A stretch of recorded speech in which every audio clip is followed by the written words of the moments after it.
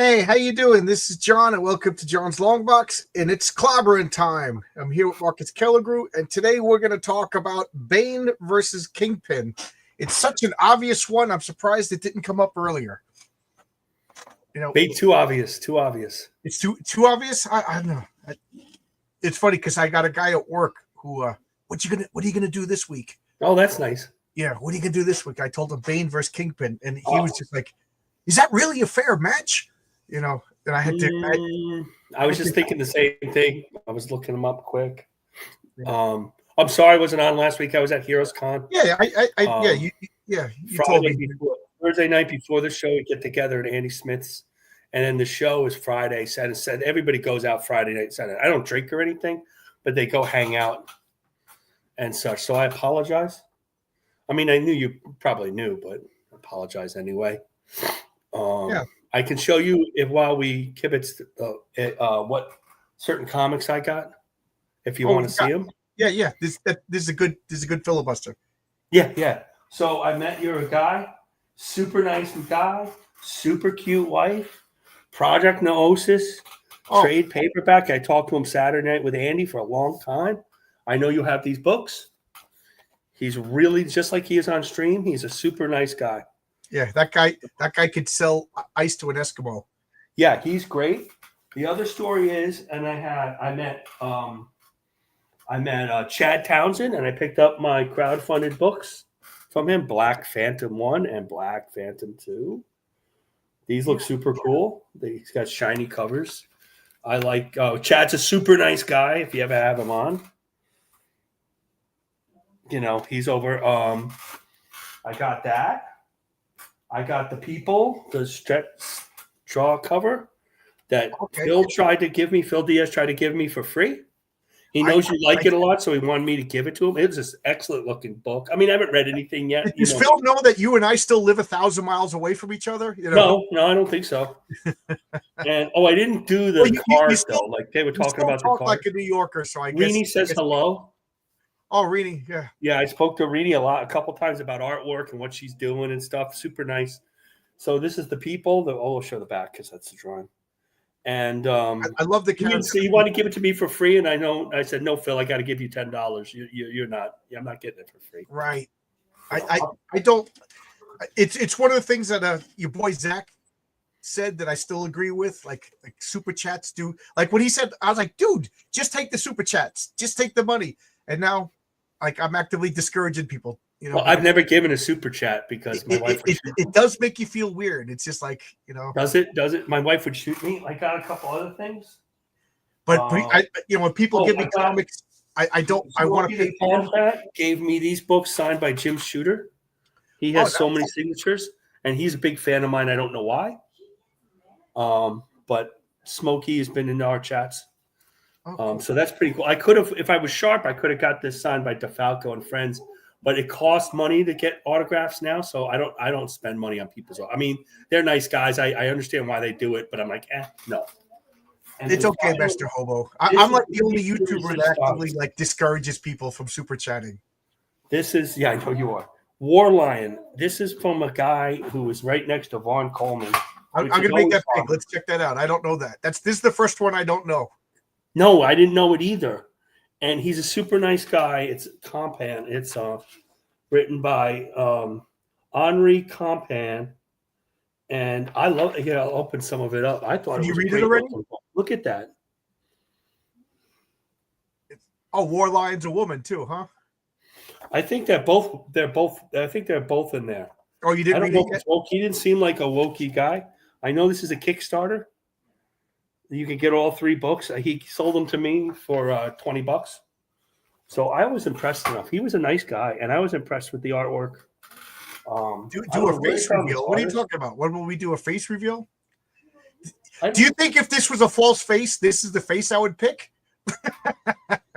the lizard beneath. That would be great. You turn out and you look like a lizard face, right? So he had 2 and 3, and he was such a nice guy. And the book, to me, looked really good, but I haven't read it yet.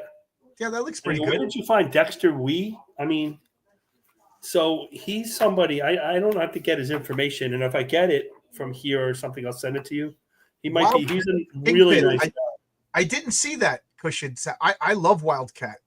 I'm sorry, Cushion Sap. I didn't even see it. I must have blew past it.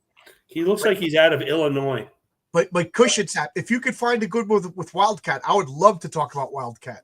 That's one of my favorite like unsung comic book characters. Well, I'm one of my teachers, the creator of Wildcat, Erwin Hasten. Oh, cool. Gandhi, all those years, the Daily News.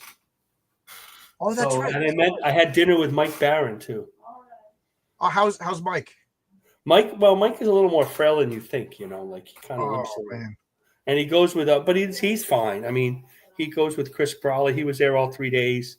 It was me, Andy, and I talk to him about concerts and stuff. He just lights up the room. Yeah, Andy's like that. He just seems like one of those. Oh, Andy was busy. Like he's drawing the whole time. I watch him draw a lot. We walk around the con. It's such a big con that there's people you just miss. You can't say hi to everybody. I said hi to Don McGregor, the Black Panther, because he had a Gene Colan on his shirt, so I have something to talk to him about. You just can't. You can't. Next year there'll be somebody else I say hi to that I never said hi to before. So I'm just gonna. We got a lot of people already, but I want to go through all the comments and then we'll talk. As always, I'll put a star on this.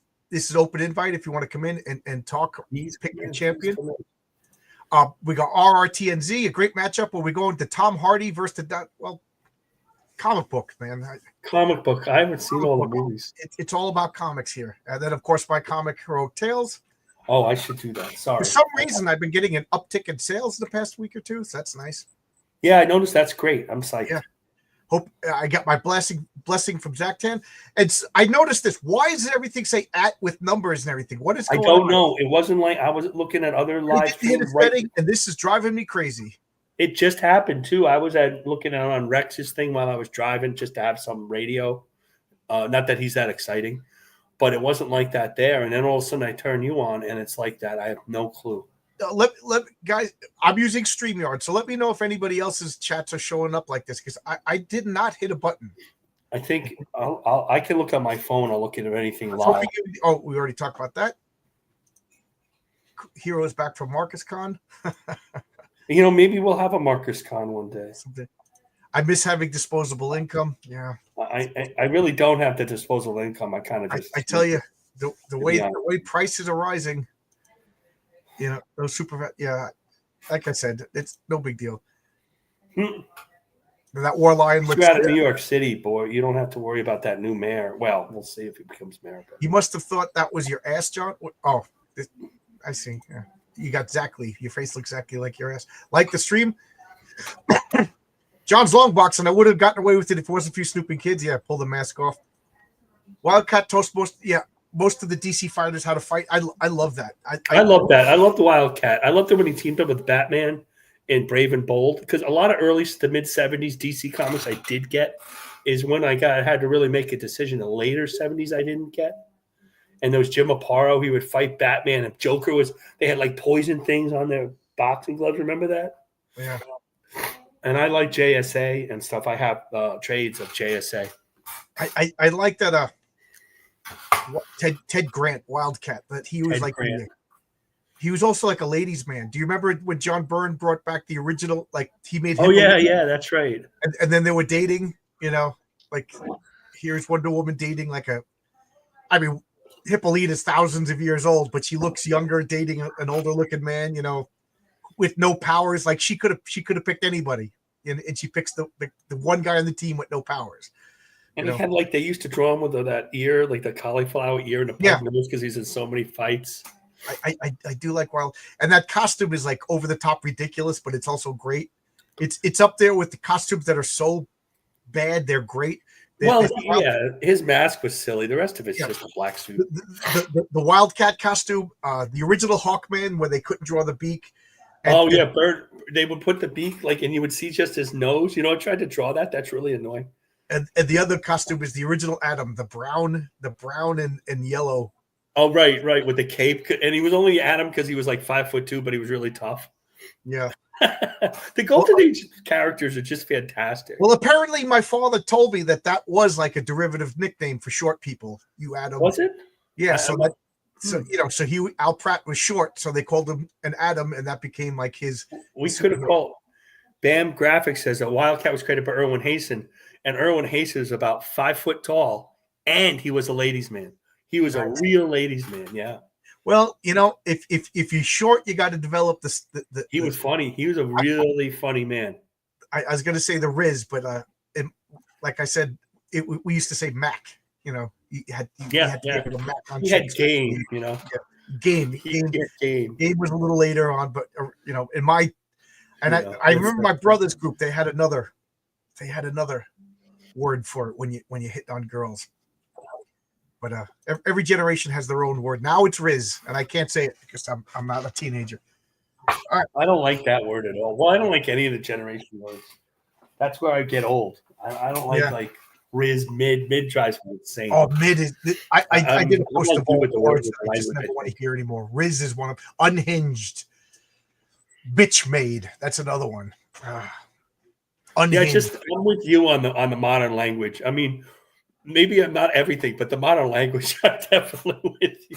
It just drives me insane. Herrenberg, yes, I saw you quick and I meant to stop by, but I got called away. He was in the back. It's a weird con. Like, it's busy in the middle, but where like Phil was, and then back even farther where Chad was, it wasn't as busy. It's like sections. It's a big con. It's all comic books and all comic creators.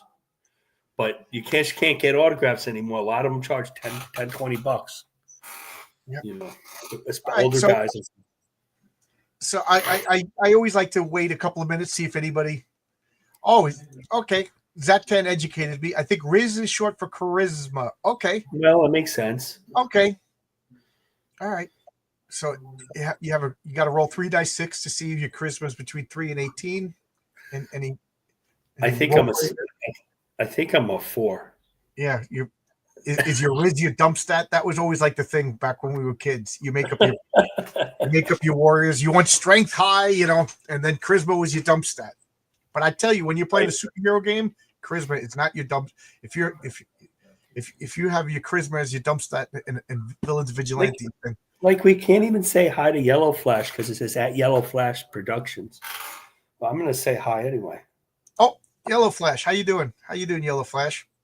I like to put the at so everybody, and the bigger when the shot gets bigger. Yeah, I don't know what's going on now. I don't know if it works anymore. I don't. I'm going to HeroCons next year. Shake hands. Cool. I wasn't involved in that. I don't know really anything. I hope to see you next year. Like I said, this year because of my car accident. You should get a table next year. That would be cool. Yeah, that would be cool. Me and Vaughn would talk about maybe like split the table. Well, he split the table with Bat, so you could split the table with Vaughn. Yeah, except you'd have to put up with Vaughn. Yeah, Vaughn's going. He's going all the time. Yeah, but he's not like Paul. Paul's different. Paul's selling all the time. Vaughn is going all the time. There is a difference. Yeah, Paul is gone all the time. My problem is I could see myself like getting a table and then just talking to people about comics and forgetting that I was there. But that's what everybody does. You don't need. That's what everybody does. That's how you get to. That's how you get it. Chad was saying when he had everything in the front was all his comic, right? A Black Phantom. Nobody really stopped by, but as soon as he put some drawings that he did a Batman, a Wolverine, or something, then people stop by. The draw is is like talking comics. Then you say, "Hey, here, this is my comic," because they react to the mainstream stuff that they know. Cool. Yellow Flash is going. I got some blank sketch covers. I would love to get drawn by some artists. Cool. Oh, there's people there. Yeah, that'd be great. It's a couple of I never really got into sketch covers or autographs. I was never an autograph. Never drawn on sketch cover. I accumulated a few autographs, but after a while, I'm like, I'd rather just have the comics. They is the type to work for the Kingpin would outsmart Bane. Okay, so people are anxious to get into it. Does anybody Yellow Flash? You want to pop in? You want to pop in? Say your piece. Anybody want to pop in? Here is the link if anybody wants to pop in. Remember, it's an open invite. You gotta, keep it. We'll keep it towards comics. I don't want to get into controversy at clobber time. I like to keep. No. Yeah. So anyway, at this point, we're going to talk about the two characters. We kind of developed a format. We talk about the two characters, a little bit of history, the real world history, the comic book history. Talk about their powers. Talk about their villains. We also talk about Cooper, T-Bunny. We always hey, talk Cooper. about Miss you at the con. Yeah. This wasn't possible. Yeah, that's okay. Sure. The con's expensive, and I have a way to get in, so I understand. I see what. There you go. I've learned to like the Teenage Mutant Turtles. I always told the story that like I irrationally hated them. Like these guys are making fun of comic books. They're making fun of Frank Miller. They're making fun of the X-Men. So I just put it down, and I call that my $180,000 mistake because I had Teenage Mutant Ninja Turtles 1 in my hand, and I put it down in disgust. But man, Teenage Mutant Ninja Turtles, I had it in my hand. They are the most rabidly loyal fan base. It's kind of fun to interact with teenage because they're energetic, they're positive. Like when I told Tonic Ball I wasn't a fan, he didn't get mad or anything. He's like, dude, you got to read some of the comics. Like he got me to buy a copy of Teenage Mutant Ninja Turtles. Not first printing, I couldn't afford it. I got fifth printing, but it was good. It was good, I had a friend who drew the Archie version for a long time. Oh, cool. The guy at school. Yeah. He's not in comics anymore. Wore him out. People love the Teenage Mutant Ninja Turtles. Comics wore him out. By the way, that Final Fantastic Four trailer looks. I've been avoiding all the trailers. I have been avoiding because, I don't know. I feel these days trailers give away too much. I think so. I have the entire Teenage Mutant Ninja Turtle Archie run. Yeah, Chris Allen. Chris Allen was the artist on that. He took over after Jim Lawson. Okay, so a long time. So as usual, we're talking about the typical version of the characters. I'm sure somebody could dig up Robo Bane and Space Armored Kingpin. I don't think has there been a Space Armored yet. It's good, but you know what I mean. So we're talking about the typical versions, of the characters. So T-Bunny, you came in last, so I'll offer you first pick. Who would you like to? Do you want to talk about one of the characters, and if so, who? Well, I did a character autopsy on Bane, so that's the one I'm most familiar with. Okay, good. Bane's all yours. I'm sure Marcus is relieved. He's a Marvel guy. That's cool. Well, I know a little about Bane, yeah. But I read the Bane origin. Well, Bane was born into a prison in the fictitious South American country. It's brought up several times in DC Comics. It's like the armpit of hell, basically. And you think he wouldn't last very long, in a South American prison, but his mother, of course, she didn't last long. One woman, but he was basically sentenced there because in this South American country, the sins of the father are visited upon the son, and so if your father dies before he can serve his sentence, then the son has to take his place in prison. And so because his mother was pregnant, she got shoved in there with him within her, basically. And after he was born, she died pretty soon afterwards, inevitably. It was implied that they pretty much passed her around the prison. It wasn't like sprawled out, but it was kind of implied. But so he grew up in that environment, and but it just, instead of making him like a victim, it made him a predator. It just honed him. So he had to basically avoid the pedos for all of his childhood, and he found a way to manipulate them without like giving up the goods or whatever. But that's the kind of person that it formed. It formed like a natural predator, and so all those all those years though, he got stronger and stronger and stronger because he just like was working out every day, and everybody that came in with any kind of martial arts skill, he would challenge them and learn their martial art, and so he became like the kingpin of the prison essentially, and he's somebody shows up at the prison who was basically a Gothamite, and Bane was pretty much the biggest and baddest in that prison, but the Gothamite basically said, "Oh, you're not bigger and badder than Batman," and so he became obsessed with, if I want to be the biggest and the baddest, I got to be Batman, and so he spent years and years, he picked this guy's brain. Eventually he got rid of the guy, because that's pretty much how he worked. He would, squeeze somebody for all the knowledge he could get out of them. And then when they became inconvenient, he would just get rid of them. Can I just say one thing? Herberg, are you having problems with your camera? Like if I bring you in, are you in? Because it looks like there's problems. That's why I booted you down. Just say something in the chat if everything's cool. Sorry, Cooper. No problem. And so he eventually he just he could bust out of prison anytime. Right. He rather enjoyed being. What do they say? It's better to serve in hell than to Yeah. Than to be a servant in heaven. Plus it was all he knew. It was his entire world. Right. This prison complex. Well, the thing that allowed him that edge, though, was some people came down to basically use prisoners as guinea pigs for a secret steroid that they were, basically testing out, and it called Venom, and he volunteered for that program, and he eventually.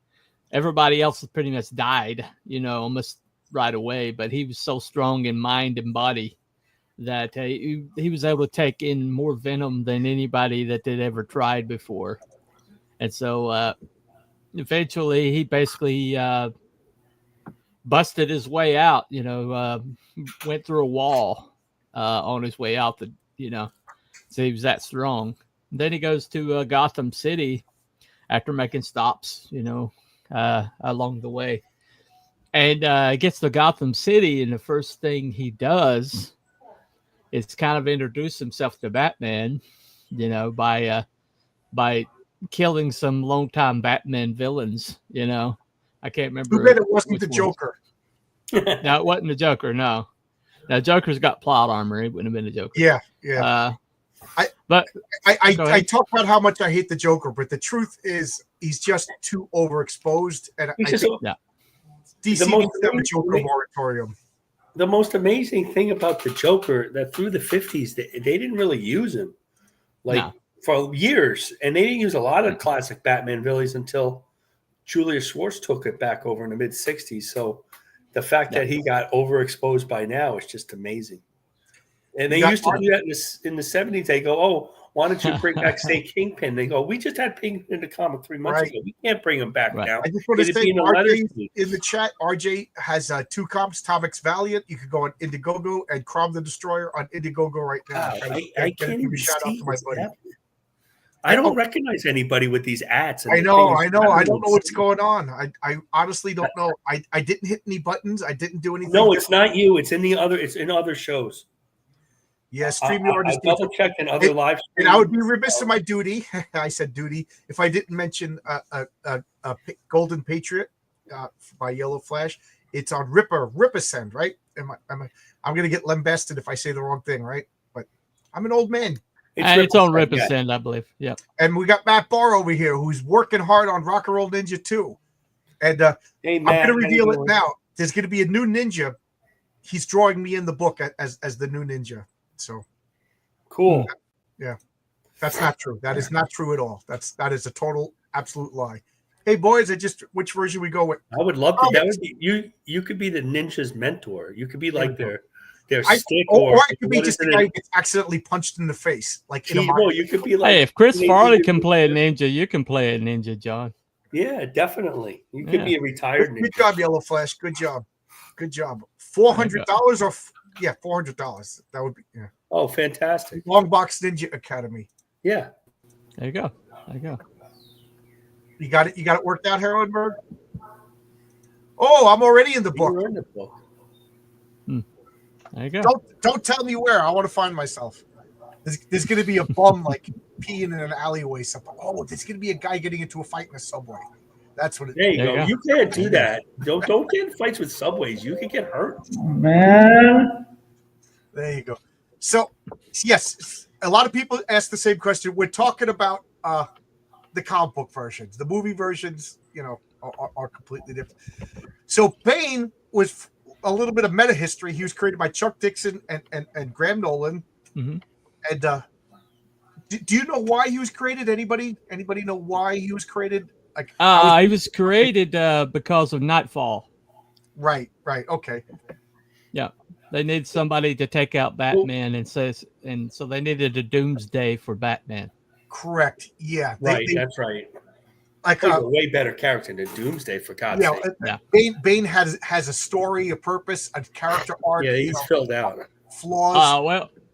When I did a dissection of Bane, I was surprised at how many layers I found to him. He's I well didn't like Bane for the created longest character. time. I mean, I had a serious problem with Bane. I thought he came out of nowhere and he became the biggest, baddest villain in the world. I think that's an argument you could have. I mean, he came. Yeah, right. Right. Like, to me, you have to earn that. But then, like, Galactus came out of nowhere and became, you know what I mean? And I'm like, okay, Well, you know but what? here's the difference. Chuck and Graham, they really came up with an interesting character. Like, he won me over. I'm a weirdo. I initially resist things. Yeah. But then when I read the character and I learned, like, one of the things that got me about Bane was the whole pathos of being born in a prison. And I don't care what story Bane tells people. When you're 6 years old, you're a victim in that environment. You know what I mean? So he has some horrible things that has to have happened to him, unless reality in the Bat world is that different. You know what I mean? Like, this is a guy who used until. It was implied that he basically used the affections of pedophiles to protect him till he got old enough to protect himself. Right. But he never gave it up to him. But this is a horror story. Used their affections for his own. I mean, it's an amazing. He was just born cunning, basically. It's an amazing story. Like, it could be like the KG Beast. Remember him? Yep. Before Bane, kind of similar idea. But he's just he's a Russian guy, and he's just a tough guy. Bane is more three-dimensional. It's probably one of Chuck's best things. Yeah. And I love the mask, the luchador look. I mean, that's fantastic. That I rejected it immediately too. And now I like it. Like, now I'm jealous you can't use it because Bane uses it. It's a great mask. Yeah. They have a wrestler. You can still use the luchador mask, but you can't use that mask. I mean, no. If Todd McFarlane could use the Spider-Man mask over and over and over, or Rob Liefeld. Yeah, but I wouldn't do it. They can do it. That's something I would have thought of. You know what I'm saying? It's just not. RJ Williams has Call Sign Orion on Fund My Comic. Check it out. Let me see if I still have it. Let me see. I saw the artwork in Call Sign Orion, and I was like, man, Luke Stone leveled up. Like, Luke Stone, he doesn't draw 24/7, 7 days a week like John Byrne did. But if he did, I think Luke Stone could hone his craft to be like John Byrne-esque. So let's make it so that Luke Stone has no choice in life and he has to draw comic books. Yeah, but he's got to run Fund My Comic for you, or you got to. Yeah, he's got a lot of irons and a lot of different fires. He sure does. So Batman would give Bane to sleep. Yeah, a better Batman would have put Bane to sleep with a train. Yeah, that's one of the things that happened in the these like Doomsday must have a stupid field generator that just made Superman forget how to use his powers. And I do think could be good, but they didn't make him good. I mean, his look is exciting, but he's not a 3-dimensional character. It just isn't. He's like a one-shot thing. if you have an avatar, you go to the bottom. If I can see your face, you go to the top. You guys are Fair enough. Let me do this. So anybody want to say anything? Oh, okay. Obviously, Bane's biggest enemy is Batman. Yeah. What would you say Bane's biggest story is? That's kind of obvious. The one Nightfall, Nightfall. Yeah. Nightfall. Yeah, but also the all those limited series that they did, his origin, he had a lot of stories for a DC character. I just He had a lot of read. exciting Yeah, they did a really quick boosting of him, quick, give him as many layers as we can, as quick as we can. I just read the Demon miniseries. That was pretty good. Mm-hmm. That was him having sex with Talia al Ghul. Yeah. Yeah, I read that. Yeah. Oh, Yeah. Is Bane. it Son of the Demon? Son of the Demon, correct. Yeah, it's a Oh. four-issue miniseries. It was pretty good. Yeah, Son of the Demon. That was Mike Barr. And why can't I think of the artist? I forget the Mike artist. Barr and Jerry Bingham. Yeah, was it Jerry Bingham? Oh, that's in the 80s. That's that one where Batman has an illegitimate son. Right. They Talia. brought that And into it's fun. continuity. It's a great Now, Yeah. Damien, right? Or am I misremembering? No, Damien. they did. They brought Yeah, it they did into with community Damien, with yeah. Damien. Yeah. No, I think no. the Demon miniseries is 90s. I don't have it with me, so I just read it last week. I think there's a Bane one called The Demon. I'll look it up. It has all red. All the covers are red, and in issue 2 and 3, he shacks up with Talia, but then she violently rejects him. And Ra's al Ghul is in it too. Yeah. Well, Look, that I one, like he, the way they brought he him up. proved that sorry. because no, I was Go just ahead. saying he went off of Venom in that series. He was off of Venom. So. Yeah. So I love his background story, like the where'd he come from? This whole time in DC, where the fuck has he been? Bane. I like the idea that was he was in a prison his whole life. That's kind of it's kind of cool. Yeah, that It's fucked up, but you know what I mean. It's kind of cool, Yeah, that is what won me over back then. I was just like, this guy comes out of nowhere and he's the best villain in the world. But the backstory is what won me over. He was born in a prison, and I remember at the time I was hearing that in Venezuela there's not. I don't know if this is true or not, but I remember hearing these stories that there literally is a prison that your family gets sentenced to, and you basically, if you're a female, you imagine what you have to do for money, and if you're a male, you're basically a slave. And when they decide you make enough money, you go free.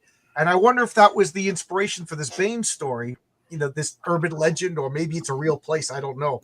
Well, isn't Santa Prisca like a small banana republic? Why isn't he just like the authoritarian president of it? I don't know enough about because Bane was he got it in his head that he wanted to be the top dog, and the top dog meaning he's got to take over, beat Batman and take over Gotham City. Right, but what? That was his thing. Really? Is that it? Yeah. There's not more to it other than there's a little more to it, but a lot of it is he's I thought he Batman's blamed his opposite. dad, or he blamed Batman for something. No, he just wanted to prove that he was better than Batman, as far as I That's remember. pretty much it. I mean, we listened to enough Ask Chuck Dixon. I think he said it a couple of times. Yeah. Well, I think Chuck Dixon said that because that was his world. He was hyper focused on the Darwinian survival of the fittest, and kind of that was his whole entire modus operandi in life, and it honed him to a razor's edge, where if anybody came in, he had to destroy them if they were bigger and stronger than him until he was the biggest and strongest. And then this Gothamite guy come in, and he's like, "Oh, you're not, you're nothing compared to Batman." And so Batman became his new big bully His that he had to fixation. dethrone. Yeah. And so Okay, when he gets to Gotham, he basically he because he's not just a brute, he's actually a incredible strategist, and so he like broke Gotham, broke Arkham Asylum out and sent everybody out on the streets, and then waited till Batman, was to the end of his strength, trying to get everybody, off the streets, and then that's when he broke his back. Yeah. And so I mean, he it was like one of those many Arkham Asylum gets emptied kind of stories, and now Batman's running ragged. He's going this way, and then of course Bane breaks Batman's back. In the Batcave, right? Like it's in the back. Like he goes back to the Batcave, and Bane is there. So it's like right. Yeah, the fuck? but it wasn't public enough, so he drug him out to the street. He beat him in the Batcave, but then he drug him out to the street, made sure there's a crowd, and then he broke his back there. Yeah, so because he had to be the biggest and baddest, Right. So this is like a tragic flaw that makes me like the character. Yeah. This is going to sound like a weird thing to say, but Bane is almost like a Marvel villain. Yeah. In the fact that he has like he has like real weaknesses, not just the color yellow or know. But Bane's biggest he has a bunch of weaknesses. His vanity. He needs to be the best. I think it stems from. Well, that's why Azrael was able to beat him, is because when he went up against Azrael's insane. Right. And because of that conditioning, and so he didn't have anybody to outthink, because Azrael's just a machine, because of the conditioning of the program. So when he went up against Azrael, he just basically faced somebody that didn't have, he couldn't outthink, because Azrael's not thinking. Azrael's like, execution. Yeah. And so he needs somebody to have like weaknesses that he can exploit. And it's not that Azrael didn't have weaknesses. It's that Azrael's just a living tank, and Batman used that against him later. But Bane went up against him. Batman was run ragged. Bane. Yeah. So Batman was, he used Batman's weaknesses against him, which was smart. But Bane, like I said, this was a little kid, and I they implied things and they said things, but also I can't help but read between the lines. Bad things happened to this guy, and when he was too small to use his muscles, he had to think. So this was a little child that had to be charismatic. He had to be smart. He had to be 10 steps ahead of everybody just to survive until his muscularity caught up with him. And then through combination of charisma, intelligence, wits, and physical violence made him the baddest thing in the jail. And this, I could only imagine that because of what happened to him as a child in this horrible, basically hell, formulated, I gotta, if I'm not better than everybody else, I'm dead. If I'm not better than everybody else, I'm dead. And that is like what motivates him. So that's also a weakness. Like there's no point where he could just be like, okay, I'm cool. I'm at a good point in my life now. I can chill. He has to move forward. He has to, continue eating and devouring. Batman is an existential threat to him. If people in that jail cell think that Batman could beat him, in his mind, I'm going to lose control. These people need to fear me. There has to be no contest that I can crush them. And now there's a contest, and now he has to fight Batman. So what does he do? He does the same thing that he did when he was 6 years old. He probably pitted that dirty old man against that dirty old man. Yeah. That's exactly what he did. That's exactly what he did. Yeah. And now he's doing this, and it's kind of a really cool character. And I'm making him more realistic and gritty than probably Graham and Chuck, could do, because of, it's a all ages 90s comic. Right. But like if you really wanted to do like a Max series with Bane, Black Label. Yeah, it would be a terrifyingly violent and that backstory would give people nightmares. Yeah, it would probably be the closest DC would do to like a horror story. Oh my god. It really is a character that the more I don't know. I mean, there were people in the world Superman. like this though. I mean, there are people in the world like this. Yes, that's what scares me. That's why I was listening to some serial killers today, and the people that like horrific childhoods, and that just turn these people into predators. Yeah, I mean, apex predators, and so Right. that's what he I was. like Bane because he beat the crap out of arguably one of the worst and poorly written characters of which is, are we talking about Azrael or Asbats or do you have another character that we didn't mention yet? I'm just curious. No, he didn't I beat think the Asbats. No, he didn't beat I had Asbats. I had the mini series, limited series, but I never really got into the regular series. So the the tragic flaw of Bane is his need to be in control, and if he's not the most powerful guy in the room, it's a threat to him. It's an existential threat if he's not the baddest, toughest MFer standing before everybody else. His second weakness is because he feels this way, he started using was he forced to take Venom at first? No, he volunteered. Volunteered, I guess. Batman used the Venom first. Yeah. There was a story. There was a story where Yeah. Batman got addicted to Venom. Yeah. And he like locks himself in his bat cave for a while, like comes out with a beard and shit. Yeah, Batman couldn't save Yeah. a child one time early on. Like the Legends of the Dark Knight was almost Batman year 3 or 4 or something like that. And like Jose Luis Garcia inked it so it looked like him. So that's why I remember it. And he couldn't save some child.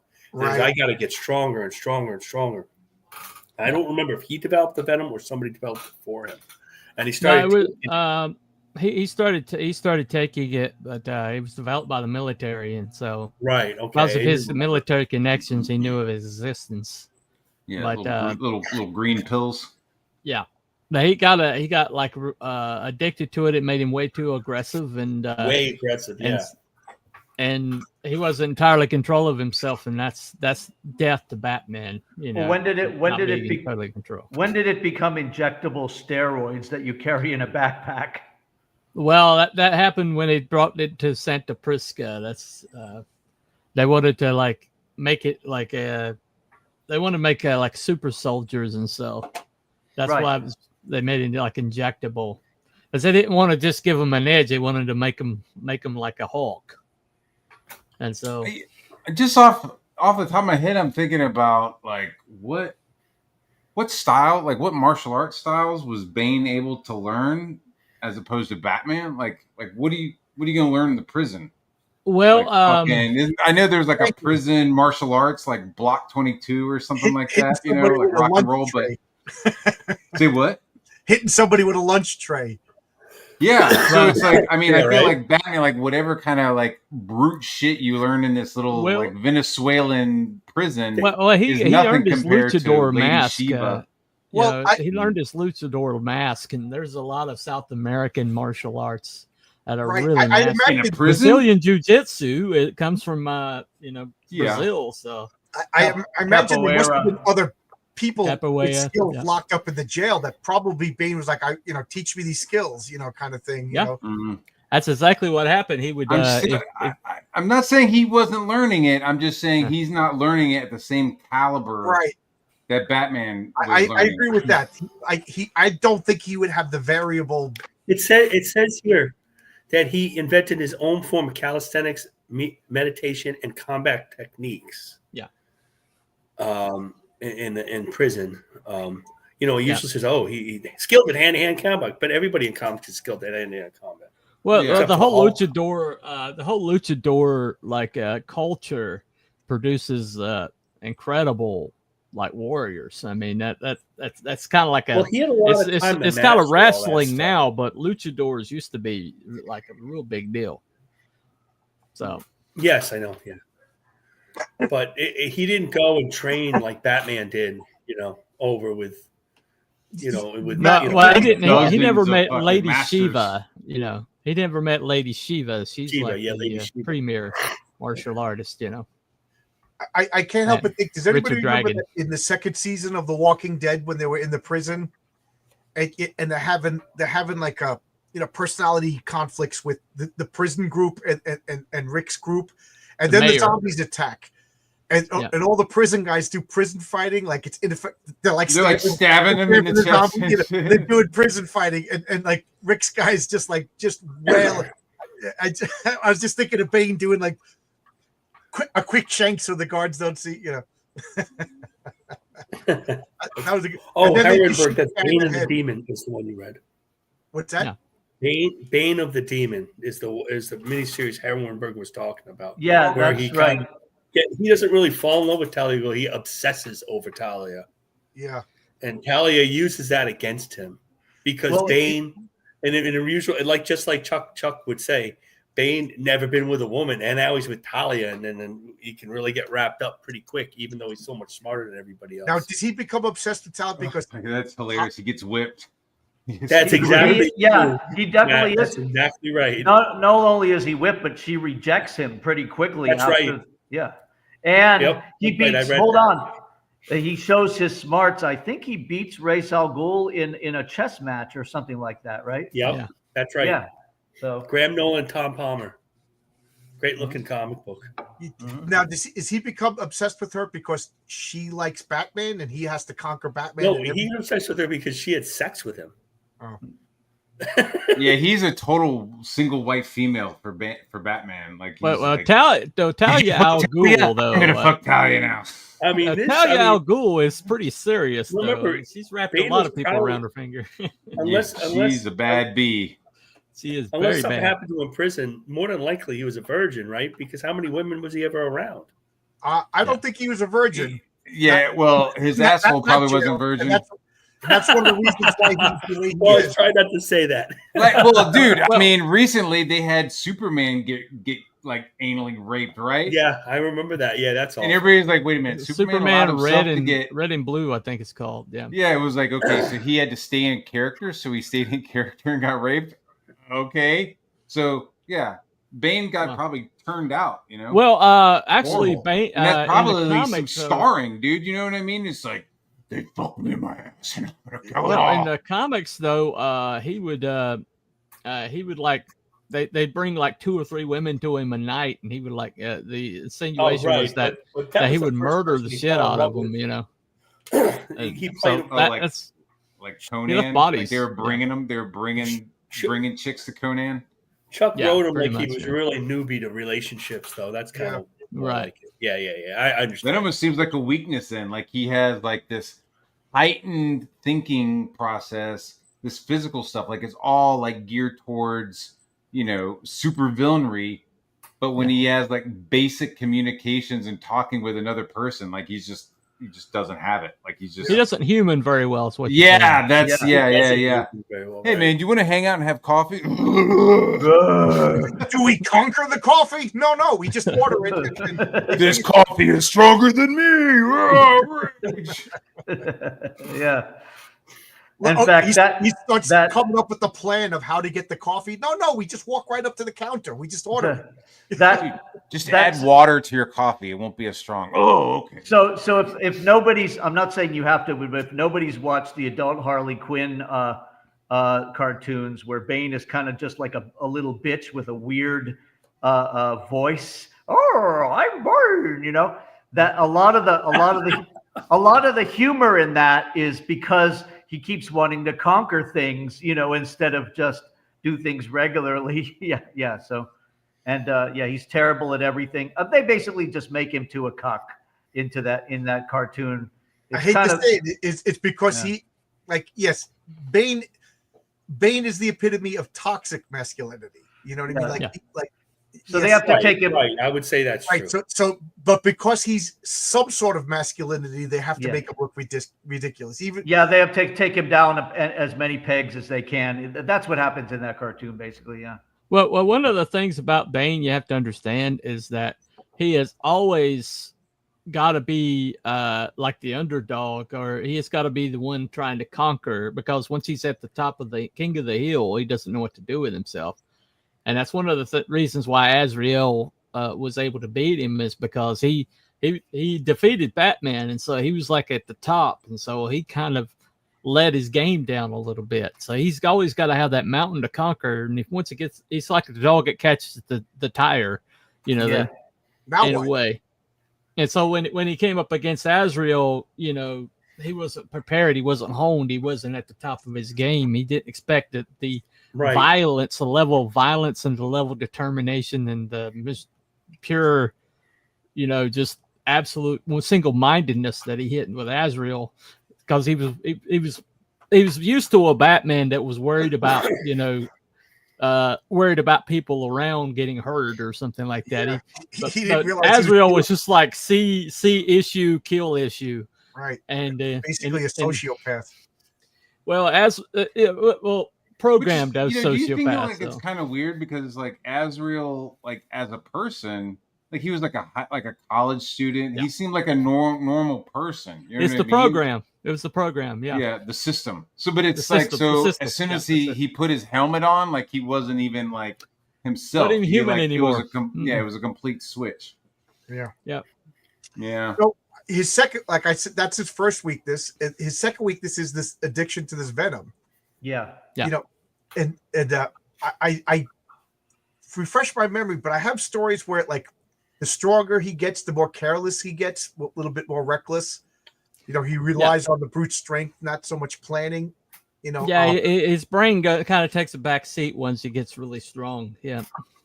That's a cool aspect. Yeah. You know what I mean? Like, okay, let me crank up, you know, the intake. It kind of fucks with the head a little bit. It's like you almost have to most roid rages, if you ever, you can have very intelligent people when they're on steroids are idiots. Yeah. You know, they're meatheads basically. Yeah. Yep. All right. I think we talked about Bane. Let's talk about Kingpin. Marcus, you want to tell us a little Kingpin is created by Stan Lee and John Romita Sr. He based it on the old actor Sidney Greenstreet. If you look up Sidney Greenstreet, there's things where he looked exactly like the Kingpin. And the Kingpin started out as a Spider-Man character in Spider-Man number 50, looking much like that, except his head wasn't that small. And he looked like just this big fat guy, but somehow he would go toe-to-toe with Spider-Man without having any super strength. Now, he's as strong as he possibly can be. And all that blubber is really muscle, is what we were always told. And he always moved faster than his size thing. But he had lasers in that walking stick. He could hit people. He ended up to be particularly brutal.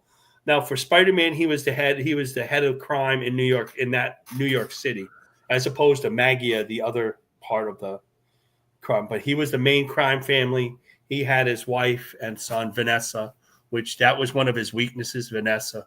You could kidnap her and really get the Kingpin to do what he wanted. And he had his main before it became Daredevil, he would there was the tablet and he was trying to get stronger and control crime in New York City. He's basically a crime lord. And then in the 70s, he came actually a guy who would team up with the Red Skull and do supervillain things, but although he wasn't really a supervillain, which was kind of strange. And then finally Frank Miller took charge of him and made him the Daredevil villain until he's in all the TV shows and movies. Yeah. And he ended up being a particularly brutal crime, like if smashing people's heads apart. And you would see him doing martial arts every day with about 5 or 6 people. He'd just kill them. Beating the shit. Yeah. And he was just particularly, he would be in control of everything. And he wouldn't always get his hands dirty. He hired Bullseye. He hired Elektra. He was very smart and very, very, very cunning, where he couldn't be touched. He's kind of like almost a more evil Lex Luthor in a lot of ways, where Lex was interested. He was interested in controlling New York City and beating Daredevil, but he wasn't really that interested in like world domination or anything like that. And he was nowhere near as obsessed as, say, Bane, who was much more like you would say, a movie villain. And they kept him in that white coat forever and purple pants. Yep. And it's really amazing that he could become a main villain for 2 characters, helping make the second character turn from a B character to an A character. Yep. Yeah. Which is kind of amazing. With no superhuman, and he's a better Daredevil character. Yeah, he's perfect. Spider-Man character. Spider-Man should be able to beat him in a second, but back then Spider-Man wasn't in the '60s. Spider-Man wasn't quite as strong as he is now. As he's been. Spider-Man, he lifted all that machinery and stuff like that. But so I think Spider-Man has always been that strong. But Spider-Man is always like, he's not going to come at you raging full on. He always like. Right. He's not gonna. Yeah. And also the early Kingpin, he had a gadgets. Like He had like a shocking lapel. Yeah, it was much more of a '60s villain, like Yeah. a cross with a little Jokery here, a little Batman. He was a little like the Gabby. Penguin. But that's a lot of the If Bane was created in the '60s, it would have been the same thing. The '60s villain is nowhere near as fierce as the next. One of my decade's favorite villain, Daredevil 70s panels. and the '80s, particularly. Well, one of my favorite Daredevil panels was the first time he hit Kingpin, and it was like hitting a brick wall. And he Right. and Daredevil's kind of got his hand like, uh-oh, because he thought he was just a fat guy, and he's like, he's just going to take him out. And then he hits. Well, there was no fat on Wilson. If he was flying with a cape in modern Marvel, I would not have no idea. So yeah, there's that. I mean, there's all sorts of different daughters they give him and all that stuff. But they used to give him back to Spider-Man every once in a while, where he controlled the Black Cat, and he was just a cunning, really mean. And he didn't only go after you; he goes after your whole family. Your whole family, yeah. He's a really mean crime. I mean, if it was created in the '70s or '80s, he'd been a Punisher villain with an Italian last name. Yeah. Instead of Wilson Fisk. Damn, that's a good question. How come the Punisher's never gone after Kingpin? I think. Did he ever? Have they ever brushed? I have to look that up. Because they don't want Kingpin to be dead. Yeah. What Well, if he that's doesn't one. fight anybody twice? Well, he really ended up. Yeah. There was one time he was teaming up with the He Red does Skull just and blend Captain well America. with Daredevil. He does just kind of. It's just chocolate and peanut butter with those two. Right. Like the Joker fight, John Byrne had Joker go after Superman in one issue, and it just didn't seem right. It just didn't seem right. Joker is a Batman villain. Like I don't want to see Electro going after the Fantastic Four. Electro is a Spider-Man villain, but I do like when other superheroes meet the wrong villains, because it's supposed to be the same world. I do think there was an issue with Captain America fought the Kingpin, and it was like yes, there is. That's right. It was like a knockdown brawl, Yeah, that was actually, I think that was drawn by Romita as well. So he's similar to that. He had a poor child in New York City, and he was bullied by his classmates because he was fat, and so he trained himself in physical combat. So it's not unlike Bane in a way, except he wasn't in jail. He wasn't in that jail. He's discovered by a mob boss. As they expanded an Italian mob boss, and he become the Don's right-hand man as they expanded his origin. All the origins are like one page until they get to them, and now they're like 6-issue comic. You know how that goes, and they I do have the Hydra and stuff. I do have an answer to why Punisher's never gone after Kingpin. It's because he did have Kingpin like dead to rights, but he left him alive because he believed that killing Kingpin would create a power vacuum and lead more death and destruction. That was the Kingpin protected by plot armor. He was protected by right. Yeah, because it sounds like, I don't know if he. I mean, I would imagine Punisher being like, "All right, I'll take out the Kingpin. There'll be a vacuum, and then anybody who fucking steps up, I'll give them a headshot too." The rat will scatter. I could take out the rat one by one. Everybody's gonna start making moves. Hey, John, was it you that said that he was less interested in taking over the world than like Lex Luthor? Actually, there is an analog to the Kingpin in DC, Bruno Mannheim, I think is the closest analog. Because, and there's also one called The Whale. But yeah, he was analog. I think the Whale is closer to Kingpin, and Bruno Mannheim. It was created by Kirby and the New Gods, and they got like that. They got apocalypse power. They were like a super. Yeah, that was he was the head of Intercrime. The Whale. The Whale is closer. You're right. He looked like the Kingpin, except they made him like albino and like you're African American albino. But he also looks fat, but he's really solid, strong. I tell you, man, I would love to Intergang. Is that what it's called? Intergang. I would love to explore Intergang in DC, like basically a mafia type organization, but it's funded and secretly ruled by this ancient demonic devil from beyond time and space. Yeah, dark side, that is such a great concept that could be, and I don't think they explored it ever. Wait, Let me write down. Great concept by Jack Kirby, Yeah. number 1501. I keep Yeah, saying right. Intercrime because in the V&V rule book they have like, here's a gang that you could use, and they call it Intercrime. You know what I mean? So Yeah. I keep saying Intercrime It's instead of intergang, but it works Intergang. either way. Because it's because they're 40 gangsters with access to apocalyptic technology. I just think that's so great. Yeah. So John, you know which movie Intergang was featured in a couple years ago? Which They were in Black Adam. I never Were saw they? Black Adam. I want to see them. They took over Kahndaq, and that was why Black Adam was fighting them. Black Adam, yeah, because Intergang took over his home country of Kahndaq, which is like Iraq or whatever, right? Right. Yeah. I do like it. Intergang. I keep stumbling and saying the wrong thing. Oh, we got a super chat. It doesn't matter how much I discourage super chats, I still get them. Embrace the super chat, John. Embrace the super chat. Hey, and YouTube takes 30% of it, 40% of it anyway. My 2 cents: in a one-on-one hand fight, Bane has the edge, but if it's a prolonged gang war, Fist sets a trap and has Bullseye kill Bane. Yeah, I mean Bane has underlings too, so I kind of just picture He has those 3 underlings. I forgot their name. Yes, he has 3 goons. You're right. I can't remember the name. They were I pretty love the dangerous concept too, if of I the remember crime right. Bible. The crime Bible is so freaking cool. Grant Morrison did a little bit with the crime Bible for a while, and then it was part of the Manhunter series by Mark Andrecchio, however you pronounce his name. Ooh, Manhunter. That was a good series that just kind of disappeared. You know. Yeah. I really like that series, and that's why I like the Batwoman series. That because it was unofficially a continuation of that comic. J.H. Williams.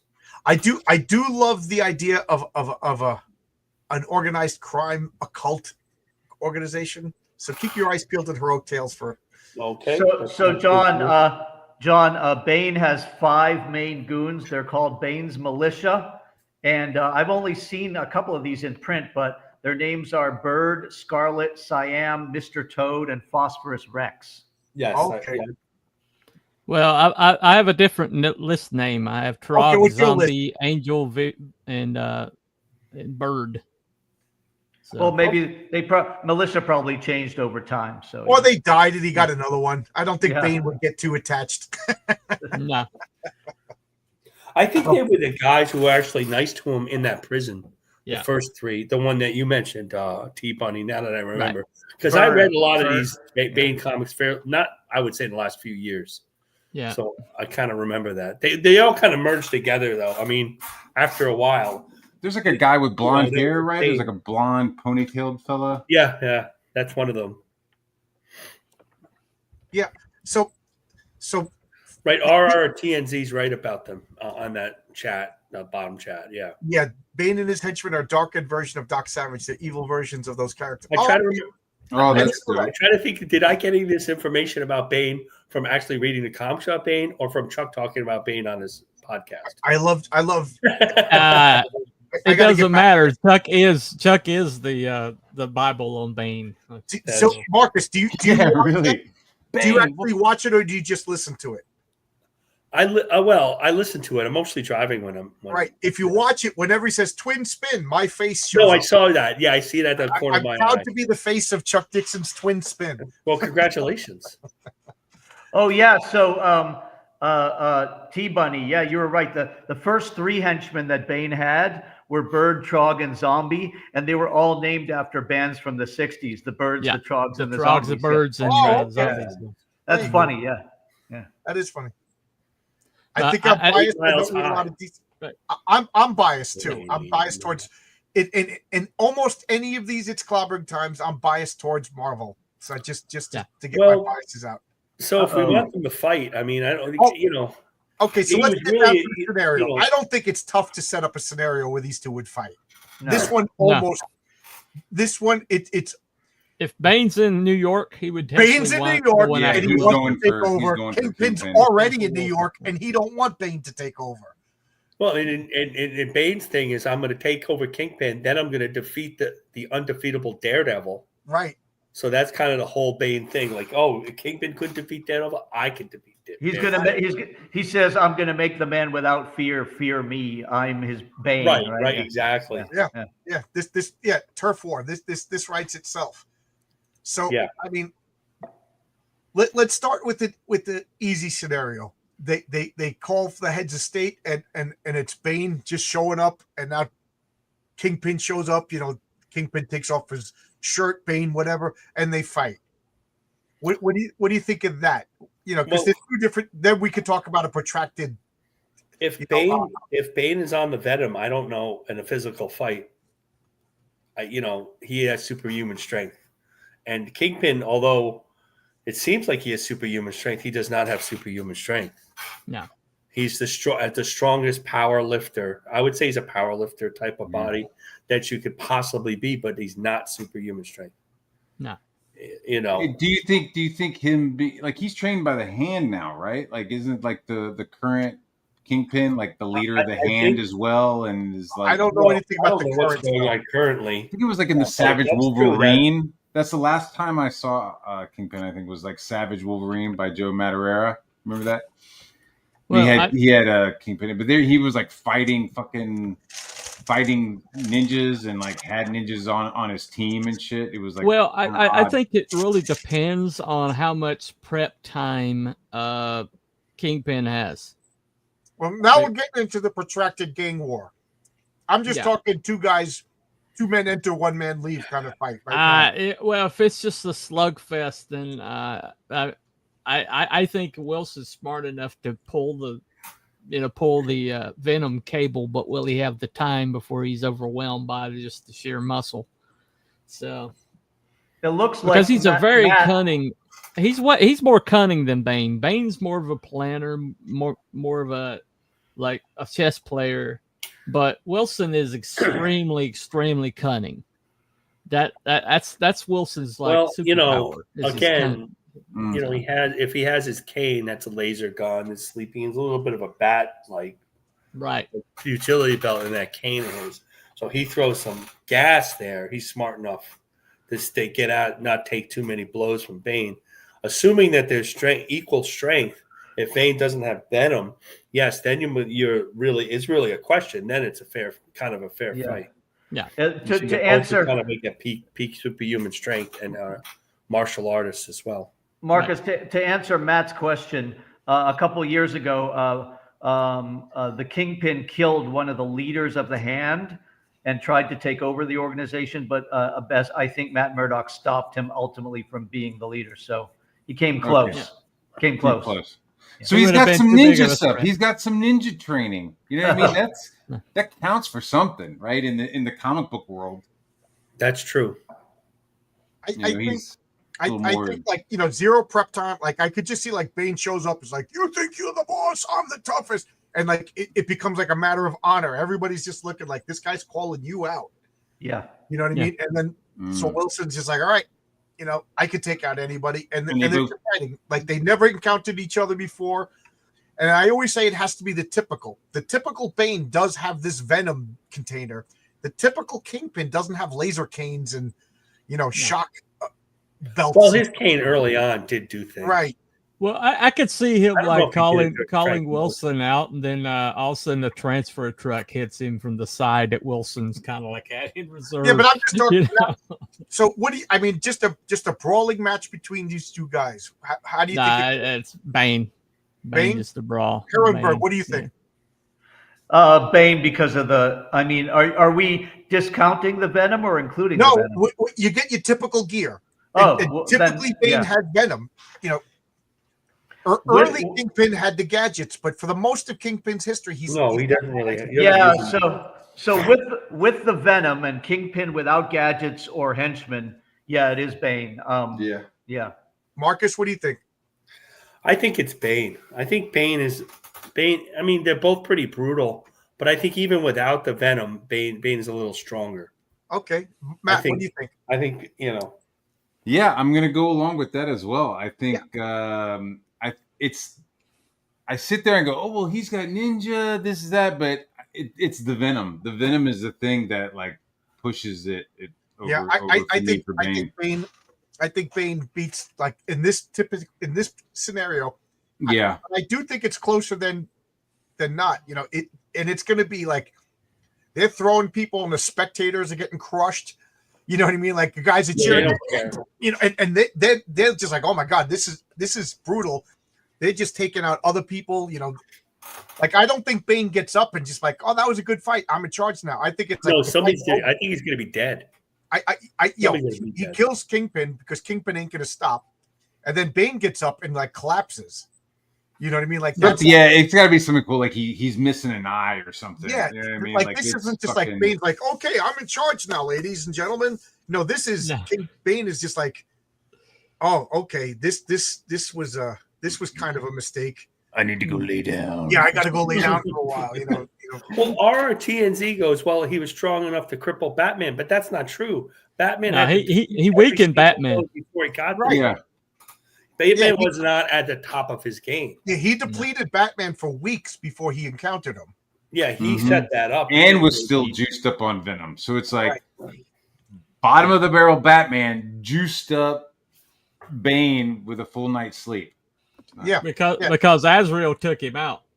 You know, so yeah. So that scenario, shot him in the leg with because the the batarangs. system is kind of like its own superpower, though. I mean, you know, Yeah. I think super strength with it. yeah, and shit. Azrael versus Moon Knight would be a good one because you know.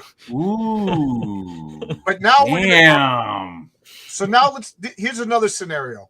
Okay, this is a different scenario now. Fuck, that's a Bane wants to take over Kingpin's turf. And Kingpin starts hearing about this South American guy who's trying to encroach in on his territory. So now it's a protracted gang war. You know, it's you know, this isn't the two titans clash. This is everybody has every resource available to take each other out. So what do you think about this? And this to me is the more interesting fight. Oh, that is got to be wow. King.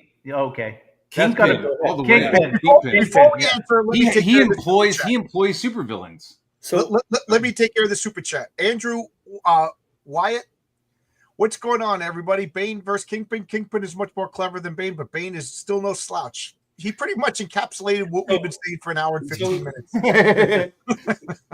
here's the issue with the Bane with a protracted plan is that assuming that Kingpin is employing Bullseye and Typhoid Mary, he could get Typhoid Mary to seduce Bane because we know that Talia was able to do it. Typhoid Mary was able to seduce just about anybody.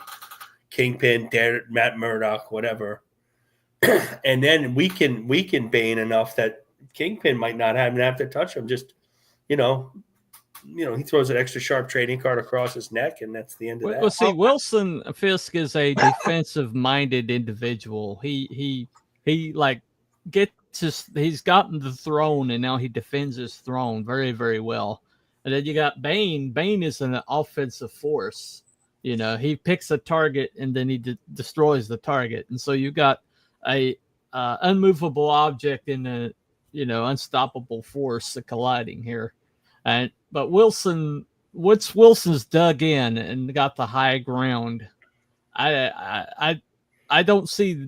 I mean, Bane basically had to cheat to beat Batman, and I just don't see him being able to cheat to beat Wilson Fisk. Now, in physical mano, that's one thing. But if Wilson Fisk knows he's coming, sees him coming, and is prepared for him coming, then I take Wilson Fisk all day. Yeah, because he is the king of his castle, and he defends himself very, very well. People, I mean, like you, gone up against him, I have to agree. Yeah, with like you said, he just calls Bullseye to take care of it, or whoever, Elektra, whatever. Yeah. I mean, he's just. I mean, but mano, it's not going to be a contest. But if Wilson Fisk is dug in and Bane is coming at him as an offensive force, then I would take Wilson Fisk at least all right, so 8 times out of 10. In the gang war, protracted gang war scenario, you're calling it for Kingpin. Absolutely, Kingpin. Right, Ehrenberg, same question. Who are you calling for in the protracted gang war? Yes, Kingpin, because he has a better roster of more powerful henchmen. Yeah. Yeah. Marcus, what do you think? I'm saying the same. I'm calling for Kingpin in a protracted gang war. Matt, I feel like Bane that Kingpin really he creates an organization. He's a crime family, a crime organization. So it's not just. I mean, he's got guys and he's got lieutenants, just like you in a mob.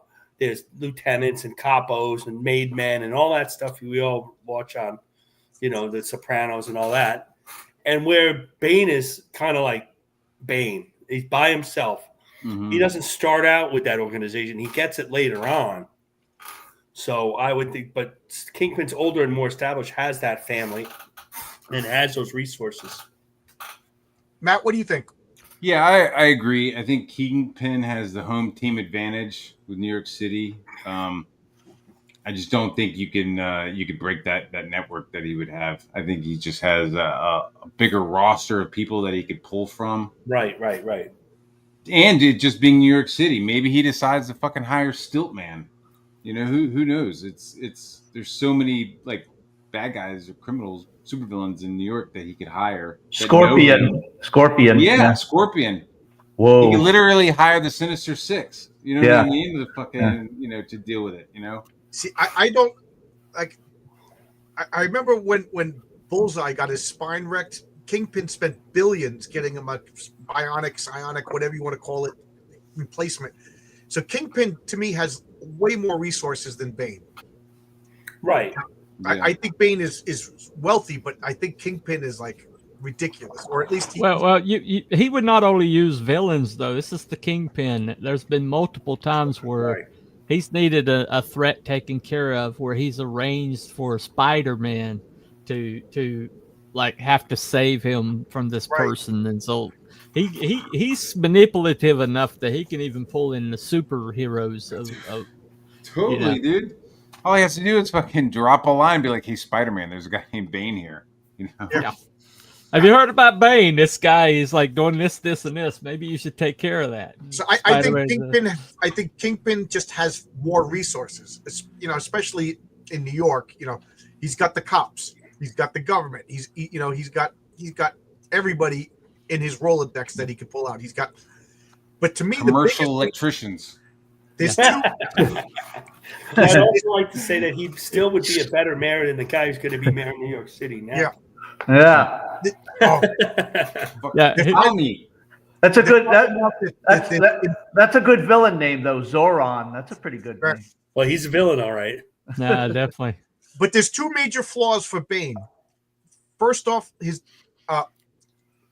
Cooper said it that Wilson Fisk has an organization, and he demands competence. Yeah. If Fisk puts you in charge of this, it's because you're the best guy, and that guy knows if he messes up, it's his ass. And not only is it ass, it's probably like your family and everything like that. So these guys are the top of the top, whereas Bane is the organization, and everybody else is just there to prove that Bane is the top. I don't think Bane has or will allow competent people around him, because he is the alpha male. He is. No. Anybody that got competent around Bane would have a limited life expectancy. Right. And his henchmen, you said these were emotional attachments, people that were nice to him as a kid. That's right. That doesn't necessarily. And he basically, he basically one by one of those guys, he basically used them as pawns, and he sacrificed every one of them. So and in the Christopher Nolan movie, he had that sniper who was loyal to him. Yeah.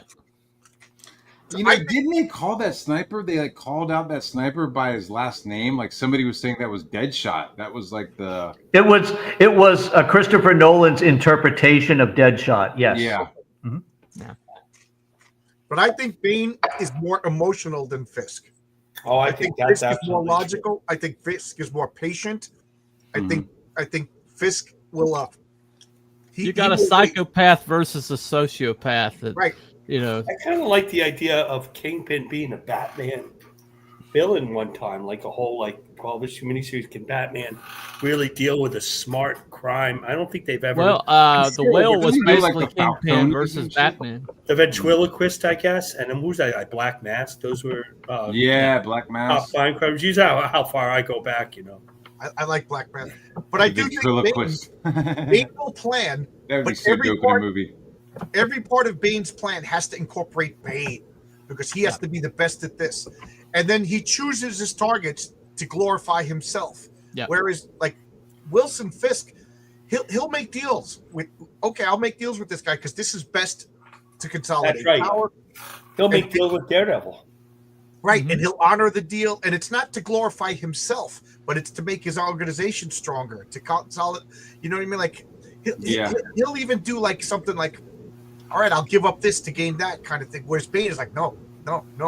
He's almost like he never evolved past that child that was abused." That's right. Well, eventually you don't. You know, I think it's no contest when it comes to. If you don't have parents, like he did, and he's brought it, there's no way. There's an immaturity about Bane that makes him lose against Batman. And like Bane and the Demon, we were talking earlier, he was not mature enough to really deal with Talia, and that was one of his undoings in that series. Yeah. I was wondering, and maybe you guys, how come Bane never killed the Joker? That would be like John's dream, right? Because the editorial Well, Like, did he just kill the Joker? Well, no, you're I Batman. think he did. I think he You're beat dead. the Joker. Like I think one of the warnings to Batman was that he beat the Joker to, almost to a coma, and then Right. Batman ran across it, and he's like, "Uh-oh, there's a new game in town," because he left a few bodies for I Batman had to to read find to let him know he was in I kind of town. didn't read all of them. I read some of it. Yeah, I didn't. Batman in the '90s with Nightfall. I didn't think that was the best Batman. I mean, I know now. In retrospect, my feeling was it wasn't the greatest Batman comics, but I No. guess they were. I see. Bane's got his gun.